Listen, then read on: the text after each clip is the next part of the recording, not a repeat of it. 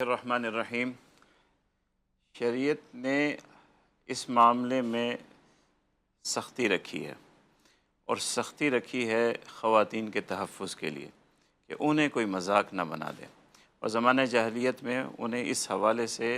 نشانہ بنایا جاتا تھا۔ صبح طلاق دی، 1000 طلاقیں دی، 100 طلاقیں دیں،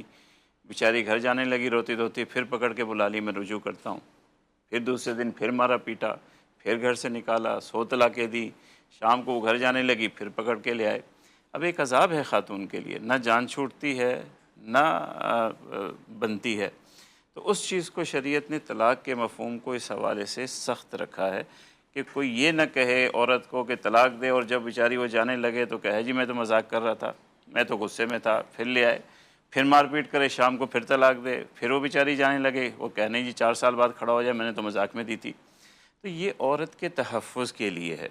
کہ مرد کو بتا دیا گیا کہ تیرے پاس 3 ہی موقع ہیں، اس سے زیادہ تم عورت کو تکلیف نہیں دے سکتا۔ عورت کو تکلیف ہوتی ہے طلاق سے، 3 ہی موقع ہیں، 3 وقت تم یہ تکلیف دے سکتا ہے، چوتھے میں تیرے لیے کوئی گنجائش نہیں ہے، کچھ کر نہیں سکتا، اور مذاق ہو، غصہ ہو، کچھ کہنے کی تیرے پاس گنجائش نہیں ہے۔ یہ اتنا بڑا صدمہ ہے اس خاتون کے لیے، اور رب جل جلال نے خاتون کی تحفظ کے لیے رکھا ہے۔ آج لوگ کہنے کو تو کچھ بھی کہہ دیتے ہیں، مگر جس کے اوپر یہ گزرتی ہے اس سے پتہ ہے کہ اس کے گھر پہ کیا گزر رہی ہے، اس کے بچوں پہ کیا گزر رہی ہے، تو وہاں اسے رب کی رحمت کا احساس ہوتا ہے کہ رب نے میرا کیسا تحفظ کیا ہے۔ ہم تو مرد لوگ ہیں، ہمارا کیا ہے، ہم تو چلتے پھرتے عورت کو طلاق دے دیتے ہیں، بچوں کو بھی، ہمارے بچوں کو اٹھا رہی ہوتی ہے، ایسے بھی کیسے ہیں، اچھا، اور میری نیند خراب ہو رہی ہے، جا تجھے طلاق۔ ہم تو ایسے ہیں،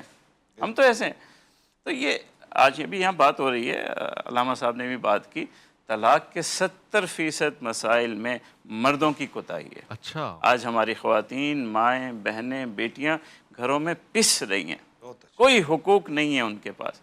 اور اللہ کے رسول صلی اللہ علیہ وسلم نے ایک نہیں کئی مواقعوں پہ فرمایا کہ ان خواتین کے بارے میں تم اللہ سے ڈرنا، اللہ سے ڈرو، اللہ سے ڈرنا، اللہ سے ڈرنا۔ خیرکم لأہلہ، صحیح، تمہارے لیے سب سے بہترین میرے نزدیک وہ ہے جو تم گھروں میں اپنے ساتھ، اپنے اہلیہ کے ساتھ آپ کا جو برتاؤ ہوتا ہے۔ ایسا ہی ہے، اور آج ہمارے گھروں میں کیا برتاؤ ہے؟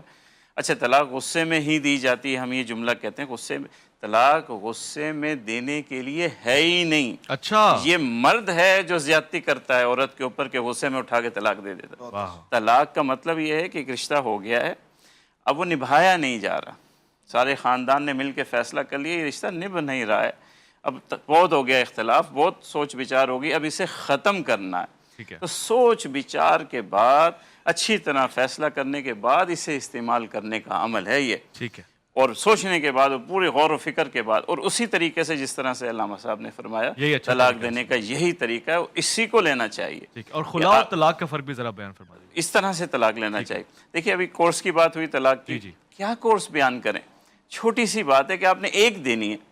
اور ایسے توہر میں دینی ہے جس میں ہم بستری نہ ہو، ٹھیک ہے، اور پھر وہ عدت گزارے، بنتی ہے تو بنائیے ورنہ اسے جانے دیجیے۔ اب اس میں کورس کی کیا ضرورت ہے؟ 1 منٹ کی بات ہے۔ لیکن جب ہمیں غصہ چلتا ہے مردوں کو تو ہم کسی کی نہیں سنتے، نہ کسی کو دیکھتے ہیں، بس اس وقت تو وہ خاتون جو اللہ کی مخلوق ہے ہمارے سامنے تو سب سے بڑی دشمن ہوتی ہے، اور ہمارے پاس سب سے بڑا ہتھیار یہی ہوتا ہے۔ اور جب آپ نے ہتھیار چلانے ہیں تو پھر اللہ نے ایسا نظام بنایا کہ ہتھیار آپ ہی کے سر پہ پڑنا ہے، یہ اللہ کا نظام ہے۔ وجہ فرمایا آپ نے، اچھا، خلا کا جو معاملہ ہے، دیکھیے نکاح ایک بندھن ہے، اب اس بندھن کو جس طرح 2 لوگ مل کر کے قائم کرتے ہیں، جی، مرد اور عورت، ایجاب اور قبول کے ساتھ، اسے ختم کرنے کا اختیار بھی دونوں کے پاس ہونا چاہیے۔ ٹھیک ہے، یہ تو نہیں کہ صرف مرد کو ہی شکایت ہو سکتی ہے، کسی خاتون کو بھی تو شکایت ہو سکتی ہے کہ میں نہیں رہنا چاہتی، میرا نہیں نباہ ہو رہا اس سے، اس کے اخلاق اور رویہ درست نہیں ہے،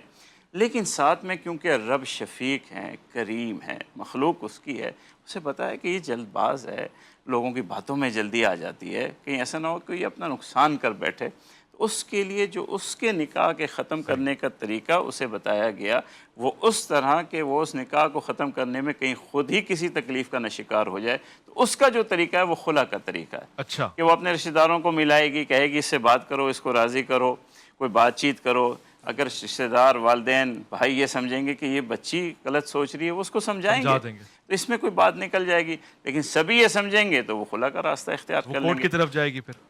دیکھیں خلا میں کورٹ ضروری نہیں ہے، اوکے، وہ گھر کے لوگ بھی مل کے، میاں بیوی بھی کہہ سکتی ہے آپ مجھے طلاق دے دو، میں یہ آپ کے لیے کر دیتی ہوں، یہ آپ کی شرائط مانتی ہوں، اٹس اے تب بھی ٹھیک ہے۔ ریکویسٹ فار طلاق، ایسے ہی نا ماحول سازی کرنا، یہ نہیں ہے کہ عورت کے پاس اختیار ہے کہ وہ نکاح ختم کر دے۔ نہیں، وہ نہیں کر سکتی۔ ہاں، اب عورت اپنے اس اختیار کو استعمال کرنے میں ناکام ہو گئی ہے، شوہر نہیں مان رہا کسی طریقے بھی، پھر اس کے بعد پھر بھی ایک حق اس کے پاس بچتا ہے کہ پھر وہ کورٹ میں جائے اور کورٹ کو کہے مجھے یہ تکلیف ہے، میرے اوپر ظلم ہو رہا ہے، آپ اس نکاح کو ختم کر دیں، مگر وہاں اسے اسٹیبلش کرنا پڑے گا کہ واقعی میں مظلوم ہوں اور میرے ساتھ زیادتی ہو۔